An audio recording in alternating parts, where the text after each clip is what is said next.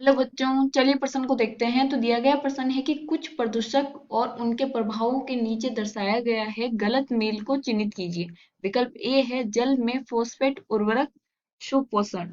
विकल्प बी है वायु में हाइड्रोजन ग्लोबल वार्मिंग।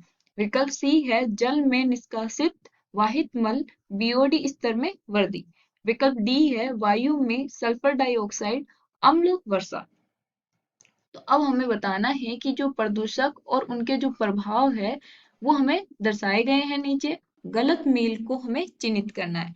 विकल्प हमें दिए गए हैं, सही विकल्प का हमें चुनाव करना है। तो सबसे पहले हम क्या लिखेंगे? मुख्य अवधारणा।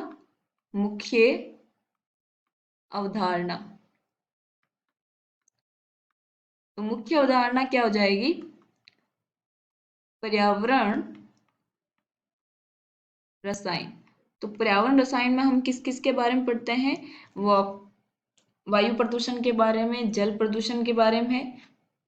तो उसमें किस किस की वजह से कौन सा प्रदूषण होता है, उनके प्रभाव क्या है, वो हमें पता होना चाहिए। चलिए हम देखते हैं।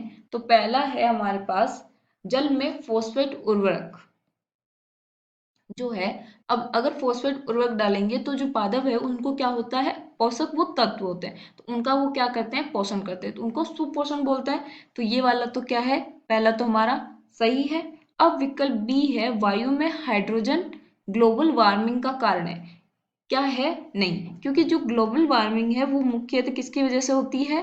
CO2, CH4 और क्लोरोफ्लोरोकार्बन CF2, Cl2 व ओजोन की वजह से होती है।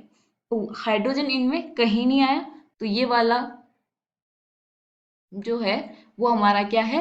गलत मेल है। तो हमें क्या ढूंढना था? गलत मेल ही ढूंढना था। वो हमारा विकल्प बी है, वो सही है। अब हम सी देखते हैं। जल में निष्कासित वाहित मल बीओडी स्तर में वृद्धि। अब बीओडी क्या होता है कि किसी भी जीवाणु के द्वारा ऑक्सीजन की कितनी डिमांड है वो किस पर निर्भर करेगी? उसमें जितना जल प्रदूषण होगा।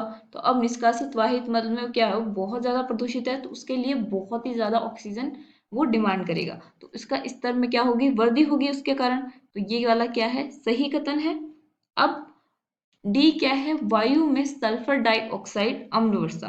तो अब हमें पता है कि अम्ल जो वर्षा होती है, अम्ल वर्षा, उसका कारण क्या है कि जो वायुमंडल में SO2 व NO2 जो होता है वो H2 के साथ अभिक्रिया करता है। ये दोनों किसके साथ अभिक्रिया करते हैं? H2O के साथ अभिक्रिया करते हैं और H2SO4 व HNO3 का निर्माण करते हैं।